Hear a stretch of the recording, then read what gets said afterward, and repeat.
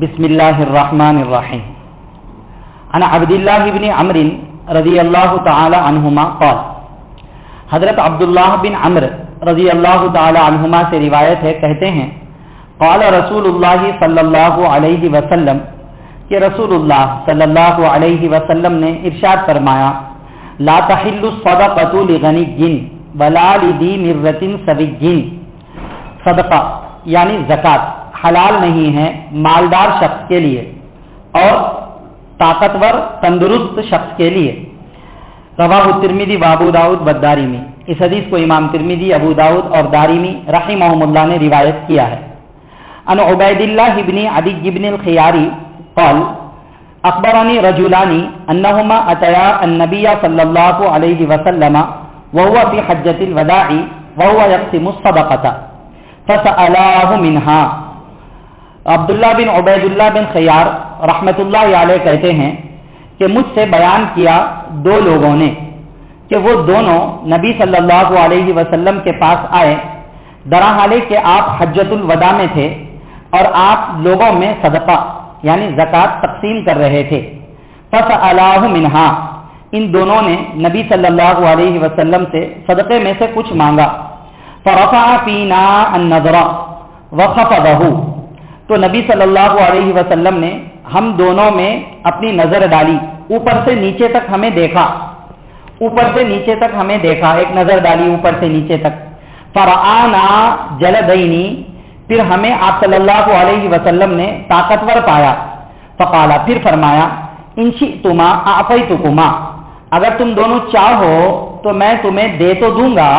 ولا حظ فیہا لغنی ولا لقوی مکتسب، لیکن یاد رکھو کہ زکوٰۃ صدقات کے مال میں کسی مالدار کے لیے اور طاقتور کمانے والے شخص کے لیے کوئی حصہ نہیں ہے۔ رواہ ابو داؤد والنسائی، اس حدیث کو امام ابو داؤد اور امام نسائی رحمہم اللہ نے روایت کیا ہے۔ عن زیاد بن الحارث الصدائی رضی اللہ عنہ قال، حضرت زیاد بن حارث صدائی رضی اللہ عنہ سے روایت ہے، کہتے ہیں اتیت النبی صلی اللہ علیہ وسلم فبایعتہ، کہ میں نبی صلی اللہ علیہ وسلم کے پاس آیا اور میں نے آپ سے بیعت کی، اسلام پر بیعت کی، عمل کرنے پر بیعت کی۔ فذکر حدیثا طویلا، پھر انہوں نے ایک بڑی حدیث بتلائی، اسی حدیث میں یہ بھی فرمایا فاتاہ رجل، کہ آپ صلی اللہ علیہ وسلم کے پاس ایک صاحب آئے، فقال، اور کہنے لگے، اعطنی من الصدقۃ، کہ آپ مجھے صدقے میں سے کچھ دیجئے، زکوٰۃ کے مال میں سے کچھ دیجئے۔ فقال له رسول اللہ صلی اللہ علیہ وسلم، تو رسول اللہ صلی اللہ علیہ وسلم نے ان سے ارشاد فرمایا، ان اللہ لم یرضى بحکم نبی ولا غیرہ فی الصدقات حتی حکم فیہا ہوا فجزأہا ثمانیۃ اجزاء، کہ بے شک اللہ تعالی زکوٰۃ و زکوٰۃ کے سلسلے میں نہ کسی نبی کے اپنے فیصلے پر راضی ہیں اور نہ نبی کے علاوہ کسی اور کے اپنے فیصلے پر راضی ہیں، یہاں تک کہ زکوٰۃ کے سلسلے میں اللہ نے خود فیصلہ کیا ہے اور زکوٰۃ کن کو دینی چاہیے ان کی 8 قسمیں بیان کی۔ فجزأہا ثمانیۃ اجزاء، 8 قسمیں بیان کی۔ فإن كنت من تلك الأجزاء أعطيتك، اگر تم ان 8 میں سے ہو تو میں تم کو دوں گا۔ رواہ ابو داؤد، اس حدیث کو امام ابو داؤد رحمۃ اللہ علیہ نے روایت کیا ہے۔ آج کے درس حدیث میں 3 حدیثیں پڑھی گئی ہیں، ان تینوں حدیثوں میں یہ بات بتلائی گئی ہے کہ زکوٰۃ اور صدقات واجبہ کیسے شخص کے لیے حلال نہیں ہے اور کیسے شخص کو لینا نہیں چاہیے۔ 2 باتیں، کیسے شخص کے لیے حلال نہیں ہے اور کیسے شخص کو لینا نہیں چاہیے۔ پہلی حدیث میں کہا گیا کسی مالدار کے لیے زکوٰۃ حلال نہیں ہے۔ مالدار سے مراد شریعت میں وہ خود صاحب نصاب ہو، اس کے پاس خود کے پاس اتنا پیسہ ہو کہ وہ اتنے پیسوں میں 609 گرام، ہمارے زمانے کے حساب سے چاندی کا نصاب، چاندی کا پرائس کم ہے تو ہم معیار چاندی کو بنائیں گے، تو وہ خود اتنا مالدار ہے کہ اپنے اتنے پیسوں میں 609 گرام چاندی خرید سکتا ہے، 609 گرام چاندی خرید سکتا ہے اور اس پر کوئی قرضہ وغیرہ بھی نہیں ہے، تو شریعت میں اس کو مالدار کہا جاتا ہے۔ ایسے شخص کے لیے زکوٰۃ حلال نہیں ہے۔ مثال کے طور پہ کسی شخص کے جیب میں آج کے زمانے کے حساب سے 35 سے 40 ہزار روپے ہے، جیب میں مراد جیب میں، گھر میں رکھے ہوئے اس کے پاس پیسے، بینک میں ہے، سیونگ ہے اس کے پاس، اور اس پہ کوئی قرضہ نہیں ہے بالکل بھی، تو وہ اتنے پیسے ہیں کہ اتنے پیسوں میں وہ 609 گرام چاندی خرید سکتا ہے. ابھی ساتھ میں اس کو بینک میں ہے پیسہ رکھا ہوا، گھر میں ہے، لیکن ابھی اس کو ضرورت بھی ہے کچھ اور چیز کی، تو ہم اس کو زکوٰۃ کے پیسے نہیں دے سکتے ہیں، کیونکہ اس کے پاس اتنا پیسہ ہے کہ وہ شریعت کی نظر میں مالدار ہے، حلال ہی نہیں ہے. اگر ہم جان کر کے معلوم رکھتے ہوئے اس کو دیں گے، ہماری زکوٰۃ ہی ادا نہیں ہوگی، ہمیں پھر سے زکوٰۃ نکالنی پڑے گی، وہ اس کے لیے نفل صدقے کی کیٹیگری میں چلا جائے گا. بہت اہم بات ہے یہ ایک، ٹھیک ہے نا. اب کسی شخص کے پاس اتنا پیسہ ہے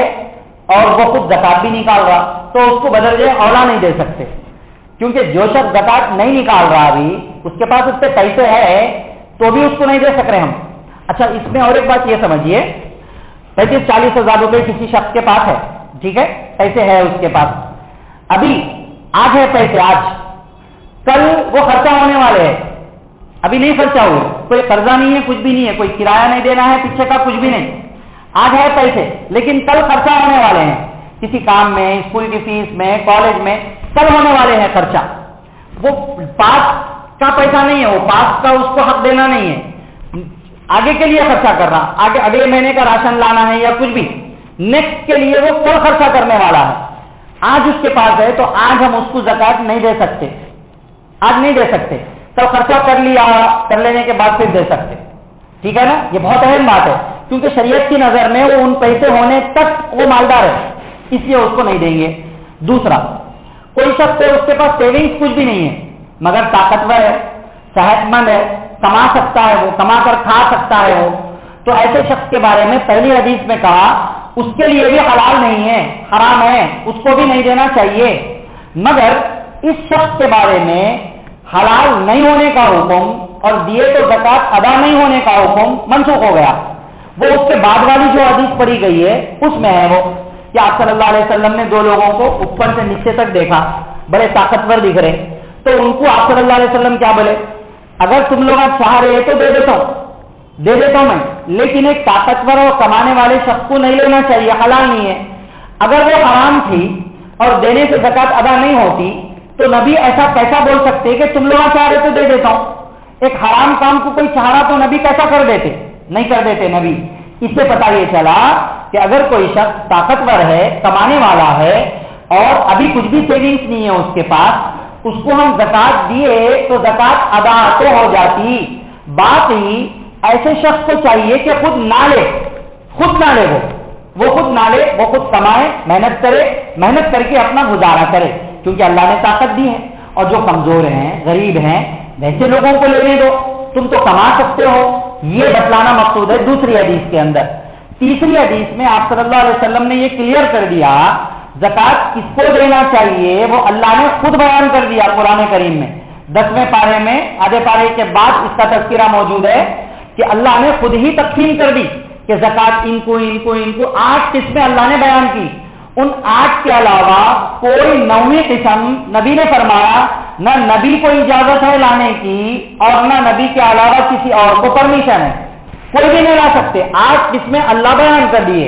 اگر ان 8 قسموں میں سے کوئی ہے تو اس کو دے سکتے ہیں، نہیں ہے تو نہیں دے سکتے ہیں. ان لوگوں کو بھی نبی صلی اللہ علیہ وسلم نے ایسے ہی کہا، ان صاحب کو دیکھنے میں تو تم اچھے دکھ رہے، طاقتور دکھ رہے، آپ میں سے ہے کیا، ہے تو دیتے، نہیں ہے تو نہیں دیتے. بہرحال آج کی درس حدیث کا مقصد کیا ہوا، بنیادی طور پر 2 باتیں بتلانا ہے. نمبر 1، جو شخص مالدار ہے، اور مالدار کا معیار میں بتا دیا، جو شخص مالدار ہے اس کو زکوٰۃ لینا بھی جائز نہیں ہے، خود اس کو لینا بھی جائز نہیں ہے، کوئی دوسرا شخص اس کو دینا بھی جائز نہیں ہے. اگر دوسرا دے دیا زکوٰۃ ادا نہیں ہوتی پھر سے دینا، انہیں لے لیا تو حرام کا لقمہ ہے اس کا، انہیں کھانا بھی نہیں ہو، وہ واپس کر دینا. نمبر 2، کوئی سیونگز وغیرہ کچھ بھی نہیں ہے، مالدار نہیں ہے مگر طاقتور ہے، کما سکتا ہے، وہ خود تو نہ لے، لیکن اگر کسی نے دے دیا اور اس نے لے لیا تو اس کے لیے حرام تو نہیں ہے اور اس کی زکوٰۃ ادا ہو جائے گی دینے والے کی، پھر سے دینے کی ضرورت تو نہیں پڑے گی. لیکن اس کے لیے بہتر تھا کہ نہ لے کر کوئی زیادہ غریب، زیادہ ضرورت مند، ہاتھ پیر ٹوٹے ہوئے، ایسا کوئی بیمار لگڑا لولا ہے اس کو دینے لگاتے. ٹھیک ہے نا، یہ اہم باتیں آج کے درس حدیث میں معلوم ہوئی ہیں، ذہن میں رکھیے.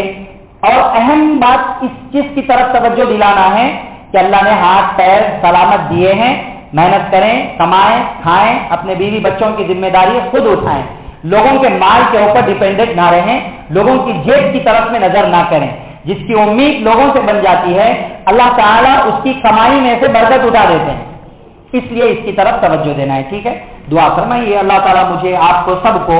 اللہ نے اول تو اللہ ہمیں ہمیشہ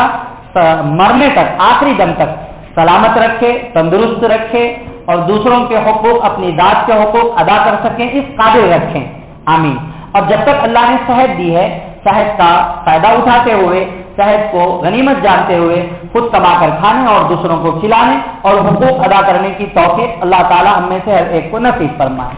آمین۔ سبحان اللہ و بحمدہ، سبحانک اللہم و بحمدک، ونشہد ان لا الہ الا انت، نستغفرک و نتوب الیک۔